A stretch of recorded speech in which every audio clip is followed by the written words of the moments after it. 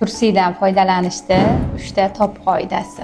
Aniq bilaman, siz buni har doim qaysi bittasini bilmaysiz.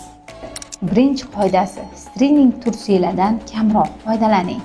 Ulardan foydalanish bizlar uchun qulaylik tug'dirgani bilan, lekin nojo'ya ta'sirlari ko'proq. Escherichia coli infeksiyasini siydik yo'liga va qinga tushirib qo'yib, vyetiniya ajralishiga, ya'ni sistitlar paydo bo'lishiga olib keladi. Ikkinchisi, tursi tanlashda uni tormasligiga e'tiborli bo'ling. Tor tursilardan foydalanmang, chunki ular limfa o'tkazuvchanligi va vena qon tomirlarini siqadi, natijada kichik chanoq bo'shlig'ida qon aylanish buzilishiga olib keladi. Kechqurun uxlashdan oldin tursingizni yechib uxlang, chunki ichki a'zolarimiz nafas oladi, ya'ni namlik ta'minlanadi. 4 oyda bir marta garderobingizni yangilab qo'yishingiz kerak bo'ladi va hamma turib qolgan 4 oydan oshiq bo'lgan tursilarni tashlab yuboramiz. Bir ayol qizlarimizga yuborib qo'ying va bizga obuna bo'ling.